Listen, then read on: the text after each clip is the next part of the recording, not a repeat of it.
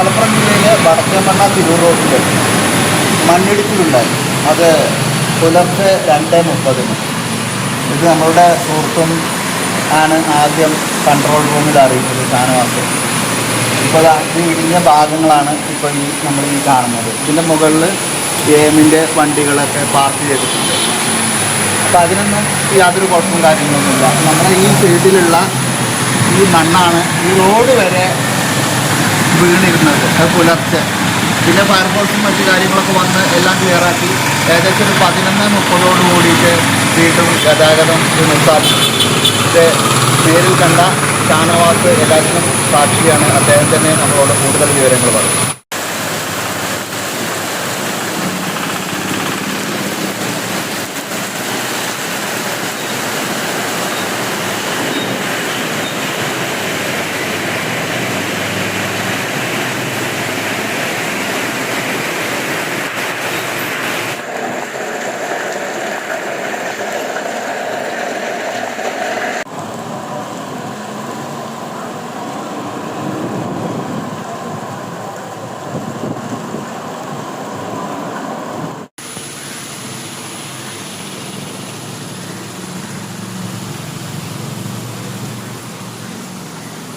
ഇത് ഷാനവാസിൻ്റെ എയറോഫിറ്റ് സ്ഥാപനം.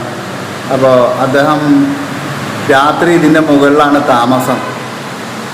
അപ്പോൾ എന്താണിപ്പോൾ അതിൻ്റെ ഒരു സ്ഥിതി? പെട്ടെന്ന് ഇതെന്താ പെട്ടെന്ന് കണ്ടൊരു എനിക്ക് തോന്നിയെന്താ പ്രധാനത് എന്താന്ന് വെച്ചാൽ ഞാൻ സാധാരണ രീതിയിൽ ഞാൻ ഇവിടുന്ന് ശനിയാഴ്ച നമ്മൾ വീട്ടിൽ പോകാറ് നമ്മളെ മലപ്പുറത്തെ ഷോറൂമാണ് എയറോഫിറ്റിന്.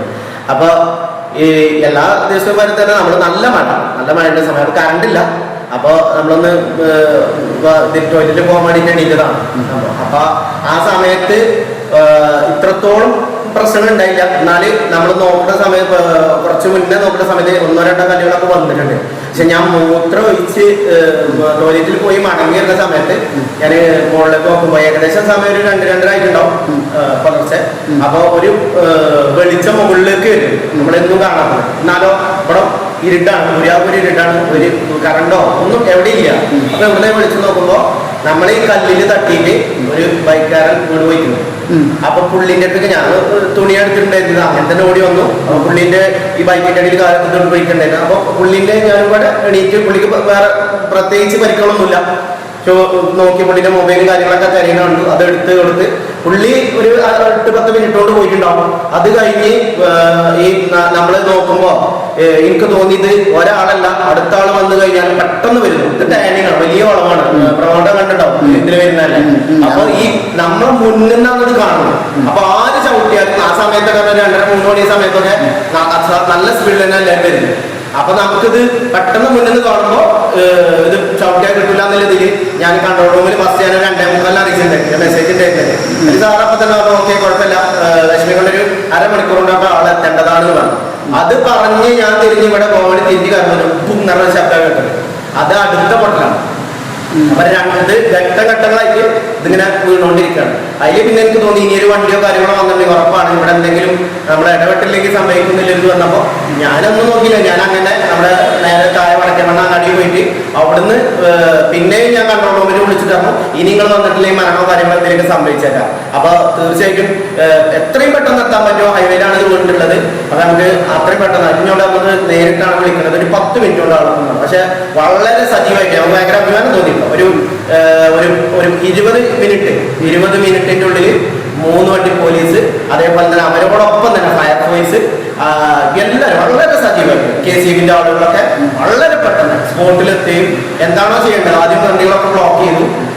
ഇന്ന് ഏകദേശം ഞാൻ അവിടുന്ന് ഒരു 3 മണി മുതൽ ഒരു 4 വരെ ഞാൻ മഴ കൊണ്ടിട്ട് തന്നെ വണ്ടികളൊക്കെ തിരിച്ചു വിട്ടു.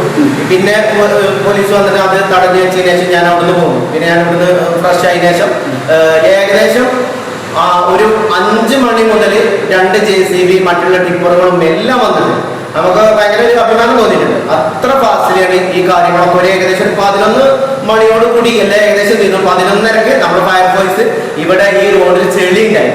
അത് വണ്ടികളൊക്കെ വന്ന വൈദ്യുതി വീഴുന്ന രൂപത്തിലായതുകൊണ്ട് അവര് നമ്മളെ പമ്പ് ചെയ്തിട്ട് ഇതെല്ലാം കളഞ്ഞ് നമ്മളെ വൃത്തിയാക്കിയിട്ടാണ് ഇവിടുന്ന് പോയത്. നമുക്ക് ഭയങ്കര സന്തോഷം തോന്നി. കാരണം ഒരു 10-11 മണിയാകുമ്പോൾ ഈ സംഗതി ഇവിടെ അവര് വളരെ സെറ്റപ്പായി ചെയ്തിട്ടുണ്ട്. പക്ഷെ ഇത് എന്നാലും പ്രമോദനെ കണ്ടാലറിയാം ഇപ്പോഴും നമുക്കത് അത്ര ഇതല്ല, ഇതൊക്കെ കണ്ടിട്ടുണ്ടോ, ഇതത്ര ഇതായിട്ടല്ല കിടക്കണത്.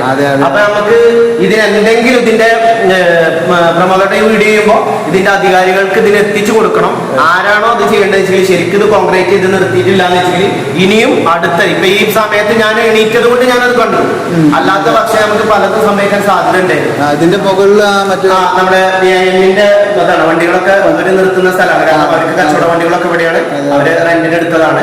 ഇപ്പൊ ഈ നിലവിലുള്ളത് ഇവിടെ എന്തോ മോളൊക്കെ വരാൻ. പക്ഷെ നമുക്കിപ്പോഴും ഇവിടെ കാണുമ്പോൾ ഒരു ഭീതിയോട് കൂടി തന്നെയാണ്. അതെ അതെ, ഇപ്പോൾ ഇപ്പോഴത്തെ അന്തരീക്ഷം അത്ര നല്ലതല്ല. കാരണം ഇത് കോൺക്രീറ്റ് ചെയ്ത് നിർത്താതെ ഇവിടെ നമുക്ക് ഇന്നലെ ഞാൻ എന്റെ കണ്ണോട് കണ്ടതാണ്. ഓരോ ഘട്ടം ഘട്ടമായിട്ട് ഇത് ഒന്നും വേണ്ട, നമ്മള് ദൈവാധീനം കൊണ്ടല്ലേ ആ സമയത്ത് വല്ല വണ്ടികളും വരുന്നുണ്ടെങ്കിൽ അവരതിന്റെ ഉള്ളിൽ പെട്ടു.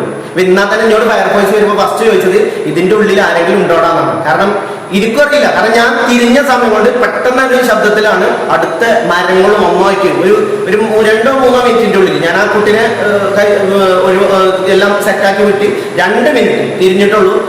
കൺട്രോൾ റൂമിക്ക് വിളിച്ച് തിരിയുമ്പോഴത്തേന് അടുത്ത് വന്നു. മൂന്നാമത്തെ തവണ രണ്ടാമത് ഞാൻ വിളിച്ചപ്പോഴത്തേനും പോലീസും മറ്റുള്ള സംഘടനകളും വളരെ സജീവമായിട്ട് വന്നിട്ടുണ്ട്. അവരും നമുക്ക് ഇതുപോലെ അതും ഫയർഫോഴ്സ് കാരണം വളരെ സെറ്റപ്പിലായി ചെയ്തു. പക്ഷെ നമുക്ക് അതൊന്നും ഇപ്പൊ ചെയ്തു തരേണ്ടത് എന്താണെന്ന് വെച്ചാൽ ഇതൊന്നും ഇങ്ങനെ ചെയ്തിട്ട് പോയാൽ പോരാ. കാരണം ഇനിയും മഴ പെയ്യും. അപ്പോ ഇതിന് ഒരു താൽക്കാലികമായിട്ട് നമ്മൾ ചെയ്തിട്ടുള്ള അധികൃതരെ ശ്രദ്ധയിൽപ്പെടുത്തണം. അല്ലാത്ത പക്ഷം നമുക്ക് എന്തായാലും ഒരു ഭരണവിധിയുടെ ഒളിഞ്ഞു കിടപ്പുണ്ട്.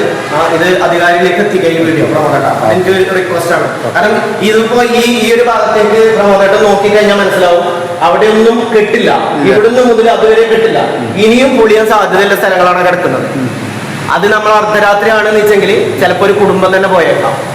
അപ്പൊ തീർച്ചയായിട്ടും ഇത് അധികാരികളിൽ എത്തിക്കാം. എനിക്ക് ഈ ഒരു വീഡിയോയില് ഞാൻ എന്നെ കാണിക്കാൻ വേണ്ടി എന്നുള്ളതല്ല, പക്ഷെ ഇത് ഇങ്ങനെ ആരെങ്കിലും ഇങ്ങനെ ഇട്ടുപോയിട്ടുണ്ടെങ്കിൽ അത് തീർച്ചയായിട്ടും വലിയൊരു അപകടത്തിലേക്കാണ് പോകുന്നതെന്നാണ് എനിക്ക് അധികാരികളെ ശ്രദ്ധയപ്പെടുന്നത്.